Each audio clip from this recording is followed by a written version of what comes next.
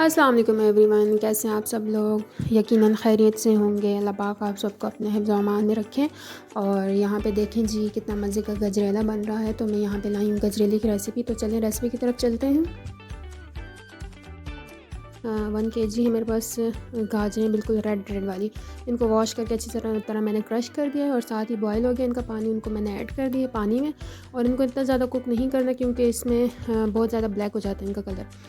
तो इनको बस 2 बॉयल आने तक इनको छान लेंगे, स्टैन कर लेंगे। उसके बाद फिर हम अपना नेक्स्ट प्रोसेस स्टार्ट करेंगे। यहाँ पे होगी ये बॉयल और अब मैं इनको कर लगी स्टैन। और यहाँ पे लिए मैंने 2 अंडे, उनको बहुत अच्छी तरह बीट करना है।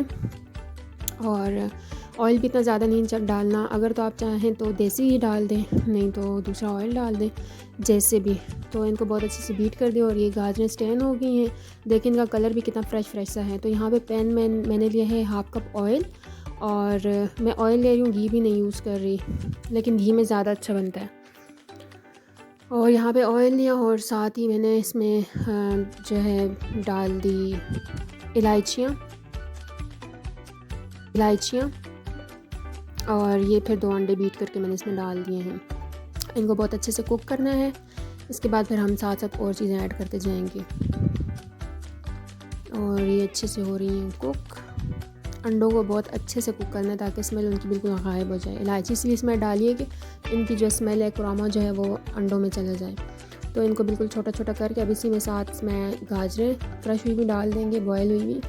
और इनको अच्छे से इसमें कुक कर देंगे। ये बहुत अच्छे से मिक्स हो रही हैं।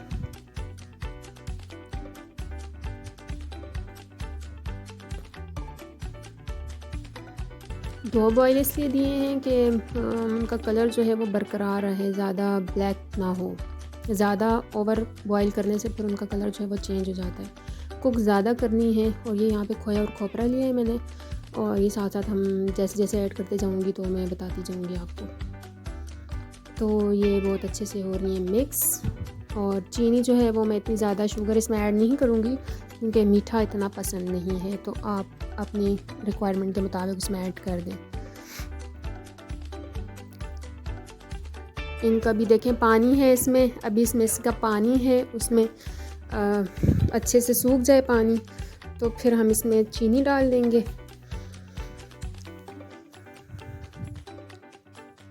और ये देखें मैंने शुगर इसमें तकरीबन 1 कप डाला है। यहाँ पे तो मैंने कम डाला है, लेकिन वो दूसरी दफ़ा जब मैंने डाला तो वो कैप्चर करना भूल गई।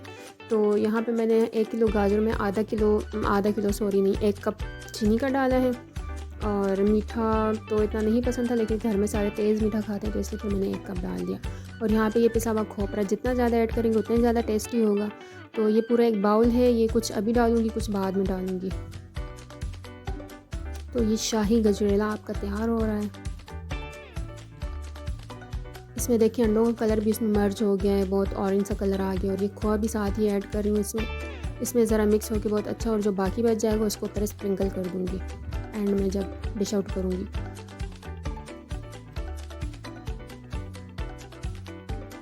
इसको अच्छे से मिक्स करना है।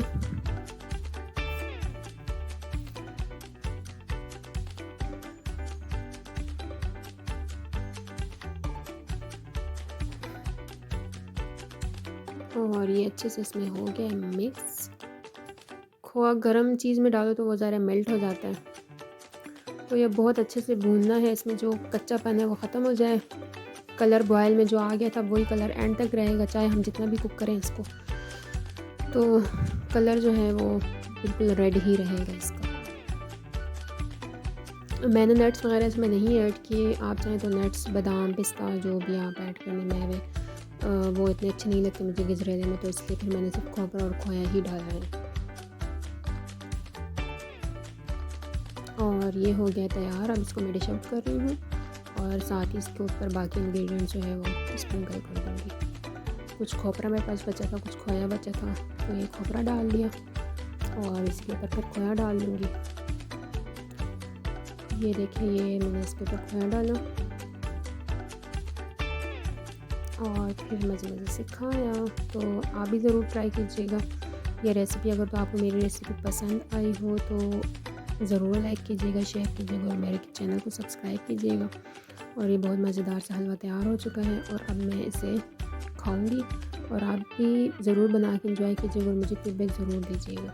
ओके, अल्लाह हाफ़िज़।